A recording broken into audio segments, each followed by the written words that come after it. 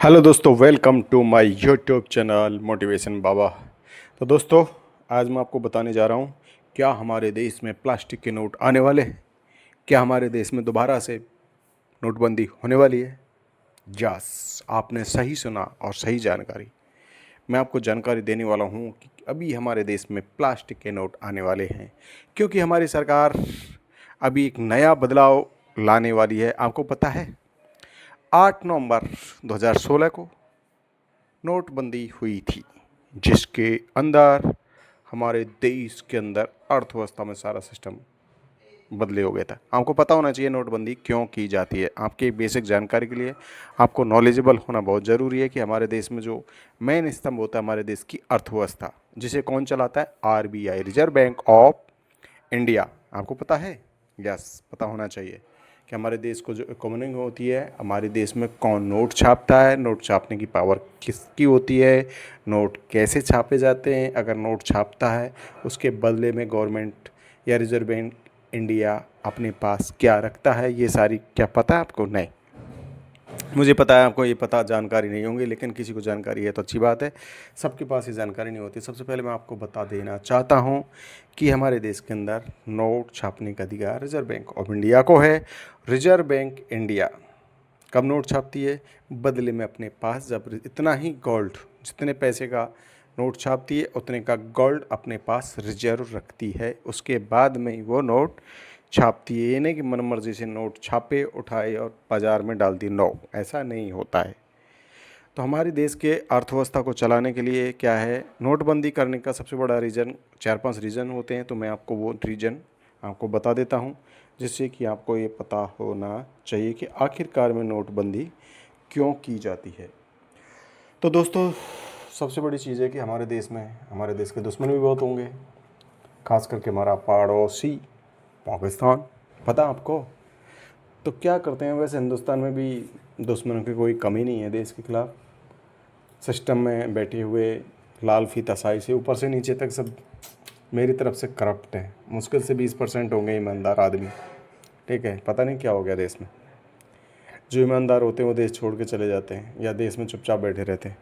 चलो कोई बात नहीं, फिर भी कारण बता देता हूँ। सबसे पहला मुख्य कारण होता है काले धन पे रोक। क्योंकि हमारे देश में कुछ जो ज़्यादा पैसे वाले होते हैं जो टैक्स बचाने के लिए, टैक्स भी कहाँ तक दे आदमी। अपनी अपनी इनकम का कोई आदमी 50% टैक्स दे सकता है क्या? नहीं दे सकता। मुश्किल से 20% अगर टैक्सेशन हो ना, वही दे सकता है आदमी। उसके बाद में तो कालाबाजारी करनी ही पड़ेगी, करता है आदमी। ठीक है, तो सबसे पहले काले धन पर रोक करने के लिए क्या है, नोटबंदी की जाती है। क्योंकि जिन लोगों ने अवैध रूप से धन कमा रखा, जमा कर रखा, तो उसको छुपाएंगे। तो इसलिए भी क्या करना पड़ता है, नोटबंदी। दूसरा कारण क्या है, नकली नोटों पर नियंत्रण। बाज़ार में क्या फर्जी नोट आ जाते हैं, खासकर कि बांग्लादेश और अपने पाकिस्तान से। उनका काम ही यही है।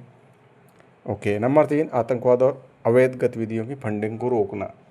तो हमारे देश में क्या ऑनलाइन फंडिंग कर नहीं सकते। जो आतंकवादियों की फंडिंग होती है यहीं से होती है, उनको वही नोट के हिसाब से की जाती है, फर्जी नोट होते हैं। तो इसलिए भी नोटबंदी की जाती है। एक और कारण होता है डिजिटल भुगतान को बढ़ावा देने के लिए, इसलिए नोटबंदी की जाती है। आगे आ गया सबसे बड़ा मेन और इम्पोर्टेंट टास्क होता है, वो चाहती है गवर्नमेंट की सब आदमी से ज़्यादा टैक्स लिया जाए।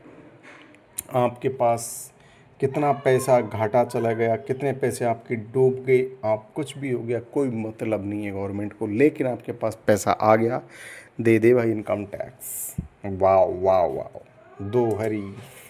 दोहरी कार्य प्रणाली।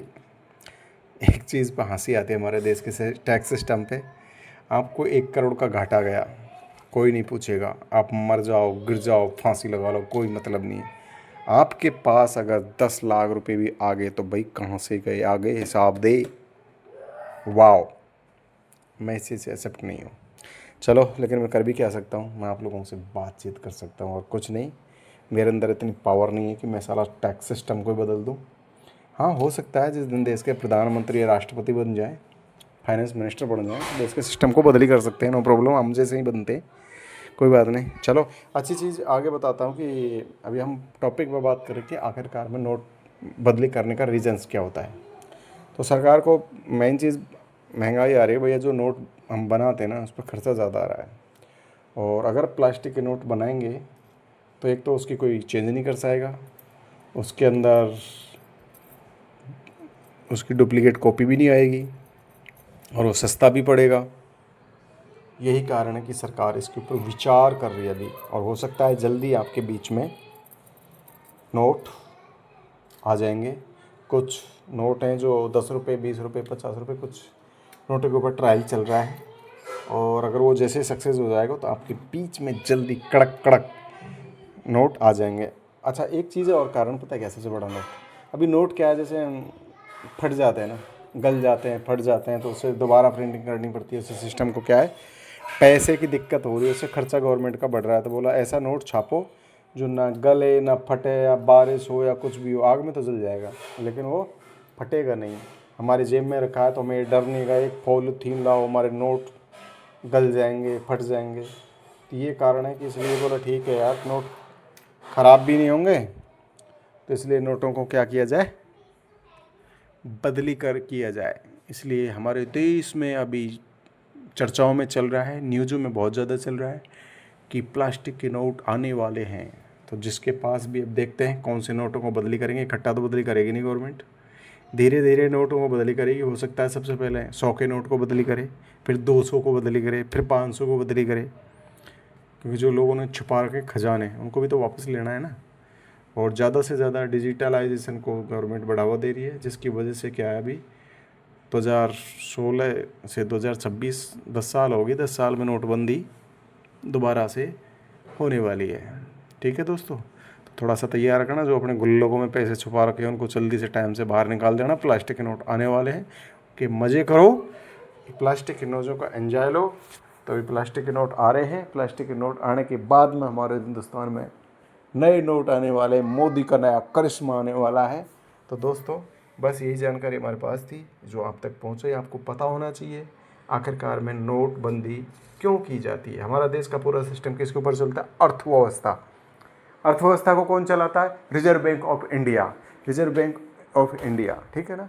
तो हमारे दोस्तों, हमारे जो मेन चीज़ होता है ना, पैसा, पैसा का क्या है, सर्कुलेशन होना चाहिए सिस्टम में। जब सर्कुलेशन सिस्टम में चलेगा तभी देश का फ्लो चलेगा, लोग बाज़ारों से सामान खरीदेंगे। अगर आप लोगों ने पैसा एक जगह जमा कर लिया तो उससे क्या है, देश की अर्थव्यवस्था टिकमगा जाएगी। ठीक है ना। तो मैं यही कहना चाहता हूँ, अपने नोटों को कुछ न कुछ खरीदते रहिए। ठीक है, आज में जियो। आप कल अगर नोटों को इकट्ठा करके रख लोगे तो इन्फ्लेशन आने वाला है, नोटों की वैल्यू कम हो जाती है। इस वजह से लगातार हमारे सिस्टम में नोटों को चलते रहना चाहिए। और यही सामान है, आज में जियो, आज खरीदो, खाओ पियो, ऐश करो। ठीक है ना। और अपनी अर्थव्यवस्था को बचाए रखो। अगर मेरी जानकारी आपके लिए अच्छी लगे तो कमेंट करके बताना। बिल्कुल बात सही थी, आपकी बात में दम था, और हमें ये बात, इतनी जानकारी आज से पहले किसी ने दी। Okay, thank you.